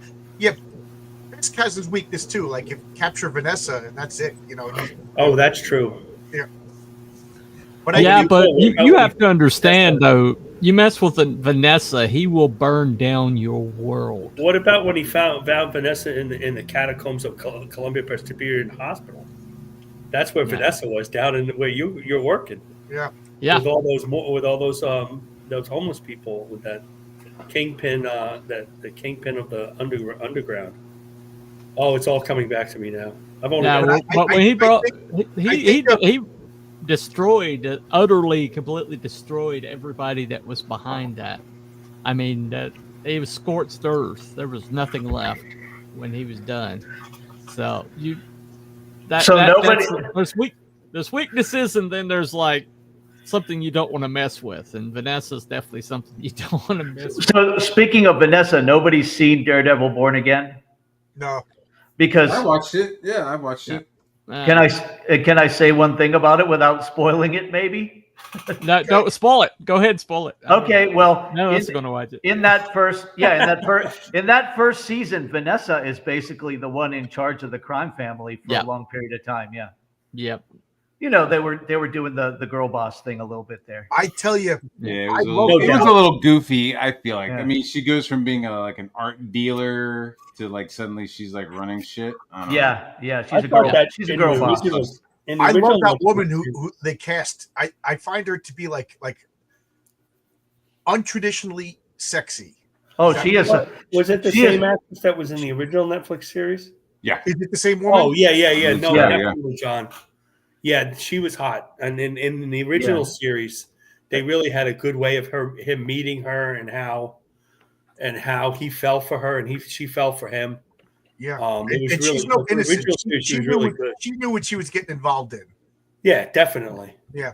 But she was the art dealer. I remember. Back to the fight. I think like in this protracted war, I think, if the only way Bane would win or have an advantage is if he captures Vanessa first. But if barring that, all Kingpin has to do is hold his own until Bane makes a mistake. Because Bane's going to get emotional. Bane's going to do something. He's going to make a grand gesture. And Kingpin is just like, now we got him. He's only human. Kingpin's going to have snipers everywhere. You know what I mean? okay, you're all juiced up on Venom, but like this guy's on rooftops. There's cops over here that are crooked cops that are working for him. You know, as soon as he shows himself, because Bane can't run an organization from a basement hidden for long. You know what I mean? That's Bane's weakness. Is he is too arrogant and he's too alpha to run from the to hide, you know, operate from the shadow. So I think physically 1-on-1, you know, no prep time. I always hate prep time. Either everybody gets prep time or nobody gets prep time. Because whoever gets prep time wins. That's the John Longbox rule. But the Thing wins if he gets prep time against Batman, and Batman doesn't. You know, it's just the way it is. But I do agree. Bane crushes Kingpin in a really dirty. I mean, this would be like a great comic to actually purchase. Just Bane and Kingpin just knocking down walls, like spectators just getting pulped against walls. You know what I mean? Like Bane throws Kingpin, and the guy's just like, "Go get him, boss!" And then that guy's just smashed brains on the wall. You know what I mean? People are getting destroyed, and then the only way I see that fight ending is Kingpin is dead, because Kingpin ain't gonna give up. And then Bane gets up, takes like 4 steps, and collapses. You know, but in a prolonged gang war, I think it's the organization of the Kingpin, the resources of the Kingpin, and the patience of the Kingpin that eventually cause the outcome of the battle in favor of the Kingpin. So I have an image in my mind now, John. Nobody picks up a car because they're not quite strong enough. But somebody in that fight picks up a 500-pound wood mahogany desk and throws it. That's the signature move, I think. Right, and they throw it, and Kingpin gets hit, and then it like he blocks or whatever, and then 3 goons are like, "Boss, are you okay?" And they get crushed by the desk. That's because he's thrown desks before, yeah. Exactly, well, right, exactly. One of my favorite he catches encounters. Bane throws the desk and he catches it, and his henchmen are like, "Good going, boss," and he just fucking throws it down. Well, one of my favorite moments, there's Daredevil and Spider-Man are encountering Kingpin, and then Spider-Man realizes he's been manipulated by both Daredevil and Kingpin, and he like just smashed his fist down and just crushes the desk, and he says, "Next time, that's your head." And then he storms out, and then Kingpin says, he's like, "I think he's mad at you." And then Daredevil's like, he's young, he'll get over it. But that just showed, I mean, that, you know, Spider-Man, you know, he's like, you know, I mean, he can be manipulated, but, you know, you have to understand eventually Spider-Man's going to catch up and there'll be hell to pay. And so, but that was one of my favorite Spider-Man moments right there. So what do you guys think in the chat? We got almost 100 people watching. Agree, disagree? What do you think? Wait, that many people? What is next week? What do you want to do for next week? Azrael Moon Knight. Have you done Moon that? Knight. I'm throwing it in for that too. What did Azrael you ever? Moon Knight. Did you you like ever? Moon Knight, Matt? I love Moon Knight, dude. I know but you I do. also love Azrael. I love both of them. I thought Azrael was like a kind of an interesting character. I love Moon Knight, dude. Awesome character. His comic lasts Azrael's what, awesome. 100 issues, right?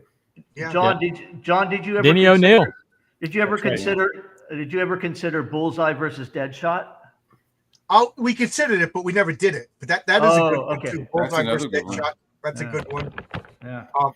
Somebody else had a really good one too. And so I keep advocating for Sergeant Rock versus Sergeant Fury. I saw that. That's interesting. Well, I have my ideas, but that's it. I like that one.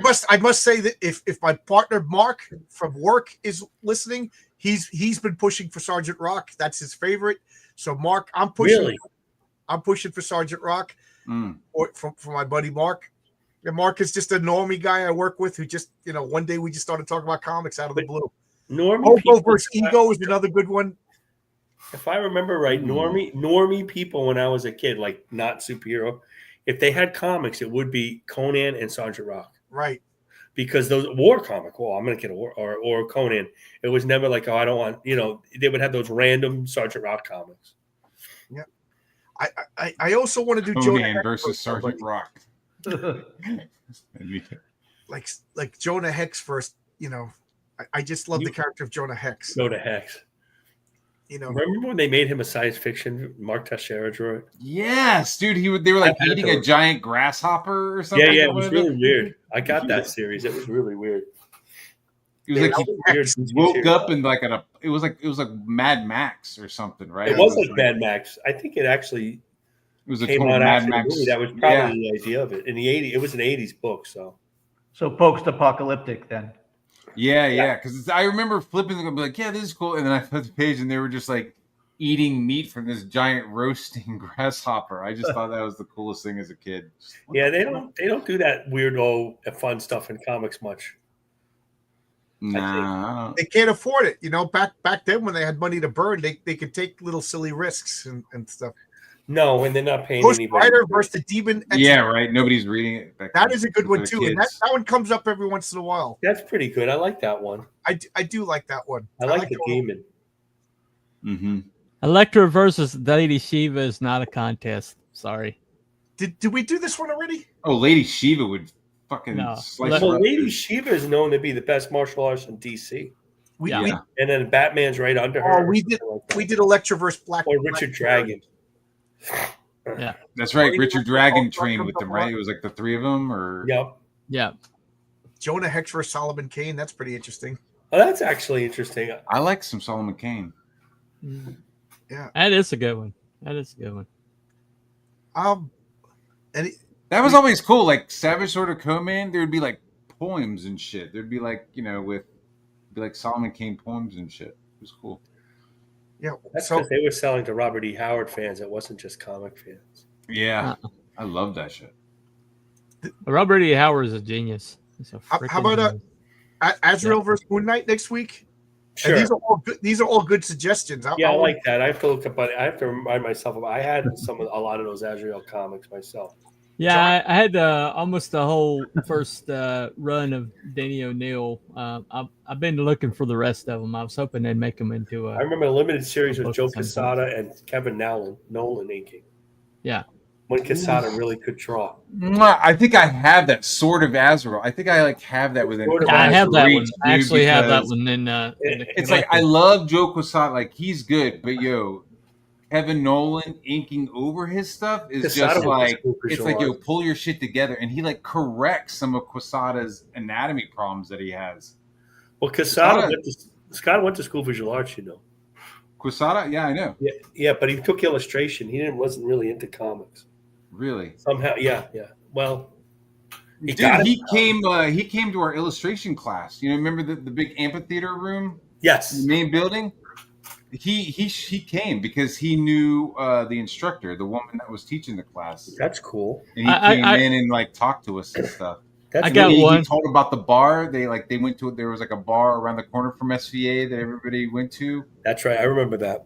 Right? And there was a sketchbook, dude. There's a bar in New York City, and you go in there and you can be like, "Hey, can I see your sketchbook?" And they'll pull out a sketchbook from behind the bar that had like Quesada, Jim Lee. They had. I mean, it was like all these people would go to this bar when they were in New York, and they would draw on this fucking that's right. sketchbook, dude. It was like, Yep. holy fuck. All right. How about Dan Frega's hand versus Thanos's Infinity Gauntlet? That's, Oh my god, dude. that's funny. How about fucking I didn't. Just kidding. Marcus, Iceman versus- Marcus, did you even know any of that had happened before you got back home? I knew a lot about it. You mentioned the drama portion of tonight's episode. that should have been I'm sorry. from I saw all the of it. previous week, the most powerful weapon in I comics. saw all of It's it. either a fucking handshake saw or it, a biscuit. really? Wow. I'm not talking about it. Yeah, Okay, don't talk I'm about not it. getting involved with that mess. Yeah. I thought the ultimate I know nullifier Dan was more pretty powerful well. than the handshake. I know Dan pretty well. Yeah, I don't know I why I met Dan last year at the Yeah, he's Yeah, I very met nice. Dan last year, I don't too. want to get into it. Each has their reasons of what's going on. Definitely. know, Elemental Dan versus- has his reason, leave and it to RRTNZ. He like Shane has. His I reason. thought I was the biggest booster of the elementals. He's even more hardcore than me. I don't know. We'll call it Azrael versus Moon Knight just because I want think to talk so. I want to talk about Moon Knight. I love Moon Knight. I like Moon Knight a lot. They always said he was a Batman. I love the idea that He had the original Moon Knight, Bill Sienkiewicz. The original series was so good. The art was so good as he turned from being a Neil Adams clone to Bill Sienkiewicz. And then he had those. He was really a split personality, and that's kind of unique. This is Sophie's choice for me, by the way. Yeah. Well, what? No spec. I don't know what that means. No Is that speculation. Oprah Winfrey? I don't know. Two cool looking characters. One I could draw really easily, Moon Knight, and the other one, nobody wants to draw that costume. That is a fucking 90s complication right there. Oh, Dude. There's all kinds of Azrael has an spikes and awesome stuff. costume. Come on now. It does. It is, Awesomeness, Hard man. to draw, though. Hard to draw. Oh yeah, with the Yeah. Well, I faux guess once you wings, get used to it, it doesn't matter. But he's got the cool, like, 3-fingered glove kind of thing. You know, Yeah, that was yeah. always kind of cool. yeah. I don't need multiple fingers to beat your ass. I just need like a couple. I think we did Dr. Fate and Doctor Strange, didn't we? Yeah, we did. Yeah. We The did that. problem with doing the magic characters is that they're magic characters. Yeah. And unless you're like fighting, like Doctor Strange fought God in about 3 times. Yeah. With Dread Dormammu, what do you do with them? Because they can just wish everything away. Yeah. You know, Yeah. The thing about magic characters is you kind of have to be consistent. You know.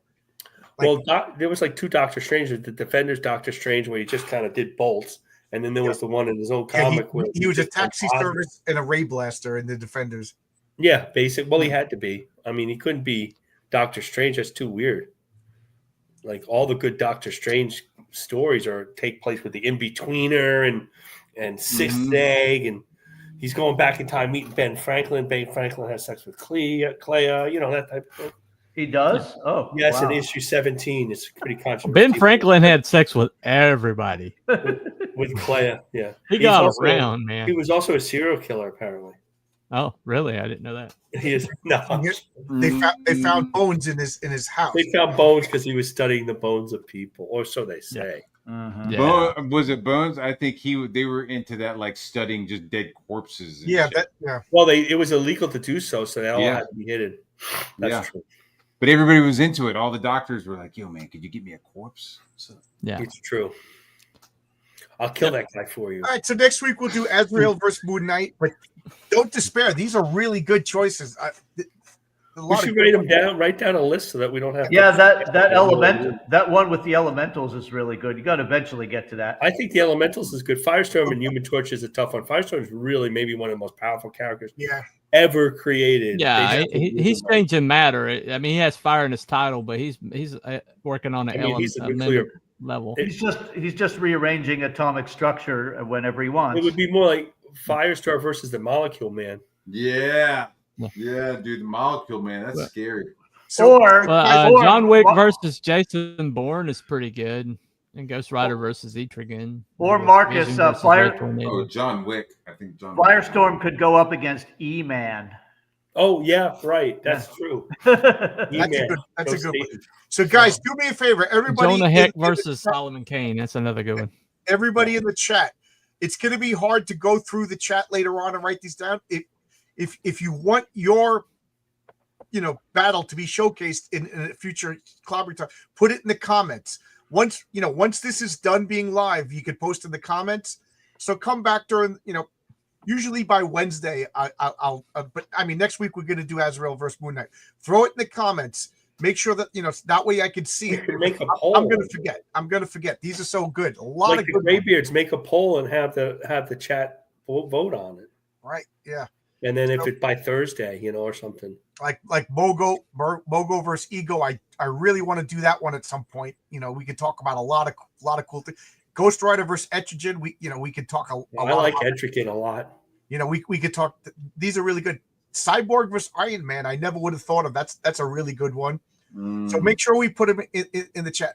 At some point, believe it or not, I would like to do Alan Moore versus Grant Morrison. I think they did. That's a Did good they do that in real life? It's like a Peter Grant David Morrison versus versus Todd Mark McFarlane. Yeah, that would be fun. Like talk about writers. Compare. Grant Morrison versus Mark Miller. Yeah. I think they did have a dispute.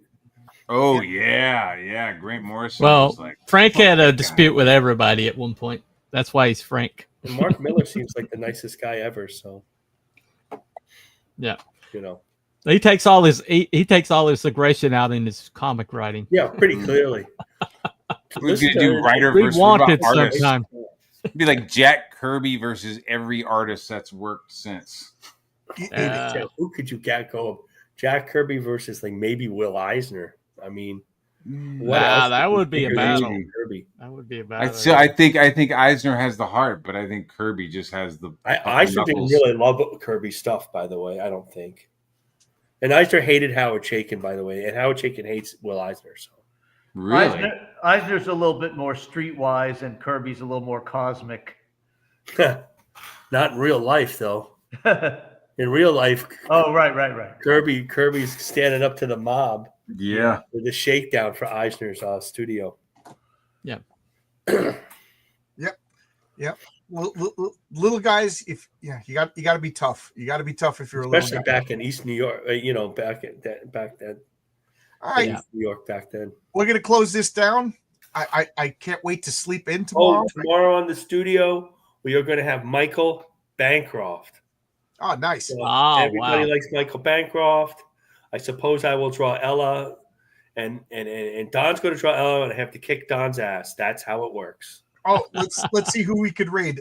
So we'll go down. So Marcus, you got the tell us what's going on in your world right now. Well, I'm working on a couple of things, not just the studio. I have to work on my Mythic America stuff because he called me, and of course I'm working on the Public Eye, but that's a little long and away, so we're not rushing that. And other than that, I've been just working. This week was a long week. Yeah, regular job. If I could draw and drive at the same time, I get a lot done. Don't you'll end up like me. Matt, what do you got going on? It's been close. just hanging out, working on Rock and Roll Ninja Part 2. Was doing that earlier today. Great. And right now I'm working on a t-shirt poster design for a band called Widespread Panic. Oh, yeah. I don't know if anybody's heard of Widespread Panic. Oh, They're kind yeah. of a big band, but Yeah. Actually, in the coffee house where I put on some small concerts, the guy who owns it used to work for Sanctuary Records, and he has a gold record of Widespread Panic on the wall of the coffee house. nice. So yeah. So Yes, so I'm just taking a break and drawing this, and then Matt, you said you put me into the first 15 pages of Rock and Roll Ninja. yeah. It's just satisfying that It's mad fucking easy, dude. I like drew a fucking round head. I put your fucking big thick glasses on there, then gave you some hair on your head, and then gave you a beard. Like it's so I huge. think I'm it's gonna funny. have to get that. Meyer calls me he calls me a peckerhead, fine. and He now killed I'm in me. this comic. What? Say what? That Richard C. Meyer comes at me, calls me a peckerhead, and now I'm in He his called comic. you a peckerwood. He won't even remember. Richard C. Myers at Brain is adult. He doesn't remember what he He does. won't remember that shit. He won't T-Buddy, remember what do you it. got I'll going tell him. on? He'll be like, "What do you do?" I'll be like, "Yeah, it's John Longbox, the guy you called a peckerwood. Yeah, there he is, right there." I've got an Ashcan I'm about to release of the first 13 pages because I'm about 2 years late on my comic, and I want to give my backers something to look at. So it's going to go to the backers, a digital file first, and then it's going to be available for general public. And I'm hoping to get in on this Peter Samiti thing, and so get physical copies with newsprint to those who want it. You being one of those probably. Nice. And it's also going to AskKid's also got some prints that no one's ever seen that are going to be included. It's got a cover. It's called the Fight, Fight, Fight cover. When you see it, you know what that means. And also I'm finishing up some scripts for some friends of mine. Got a massive battle that's going to be about 16 pages. I'm about to, I'm working on right now. But for a friend of mine, Wolfsbane Comics. I'm working on something for T Bunny too, but I don't know. If Yeah. Well, that's I'll have that. I'll have that. That money in your hands pretty soon. We'll meet, and you can have it. And then whenever you have enough, that'll be fine. We'll make a deal. But you got to get that in your hands. I'll get those guns on that guy this weekend, maybe. No problem. I'll let you know. Anything It to looks help great. you out. Looks great. Hey, I appreciate it. Herrenberg, what do you got going on? Yeah, so you can come meet me and our actresses Red Gina and Poderosa. Our next Comic-Con is July 12th and 13th in Richmond. It's called Cosplay World, but it also has a lot of comics. And the Comic-Con is run by Jason Keith, who's a Marvel artist who did Red Hulk. He was actually at Heroes. I met him in person finally. So yeah, July 12th and 13th, Cosplay World Comic-Con in Richmond, Virginia is our next live appearance. You live in Richmond? I mean, you live in Virginia? No, I'm from Pittsburgh. We're coming down. Oh, okay. How close are you to the Comic-Con? I'm not close at all. I grew up in Newport News, Virginia. I live in Athens, Georgia now. So as soon as you're calling out. Yeah. It's cool. I like Georgia. I have not been to Richmond. It's fucked right now, dude. I have not been to Richmond in a long time. I used to play with bands at a really small club there called the Hole in the Wall. But do you remember that from the 90s? Yes. Yeah, dude. We used to go up to Richmond like all the time for straight edge shows. Like it was just nothing but hardcore bands up there. That club would like have capacity of like 50 people or less. It was crazy. Mm-hmm. Yeah, I saw Four Walls Falling and a Veil there. I don't know. Nobody knows who the fuck those bands are, but I saw some. Matt, I know exactly who those are. I'm a concert promoter in Pittsburgh, and I've done actually 12 shows for Tim Barry. So, all right. Yeah, one for Avail, and then when he went solo, I do about a show for him every 2 years. Yeah, so that's my big Richmond connection, I guess. Yeah. That's awesome, dude. Yeah, punk rock. Yeah, dude, totally. All righty. So I got Sunday comics 10 a.m. Sunday morning. I'm gonna go out to the cigar party. So I might sleep through it if I stay up too late driving. So there we go. But are you going with Jesse again? Jesse's in LA. He messaged me. He's actually leaving right now to go to LA. He's a worldwide businessman doing worldwide business stuff. Yeah, Jesse's too much. I called one of my friends. I'm like, want to go for a ride? Meet all these. Oh my god, yeah. But his mother just died, so that ain't gonna happen. You're gonna go by yourself? So I'm gonna drive by myself. I wish I could go with you, but I'm stuck here. Yeah, I don't like to drive by myself anymore. So the guys, the other fans that I hang out with, they're like, "Can't you come?" And I'm like, "I gotta work. I can't. 2 weekends in a row." And I'd like to fly up, but I can't fly till I get the real ID. I don't have a passport.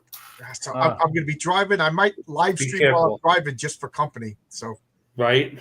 And then I got Heroic Tales number 2. It's still live on Fund My Comic. We're creeping closer to the next stretch goal, which will be the Subterranean Trading Card. Mm-hmm. Hitting 5,000 would just be so good. Because I hope so. Because when I rolled over from the last issue, I could do a third issue.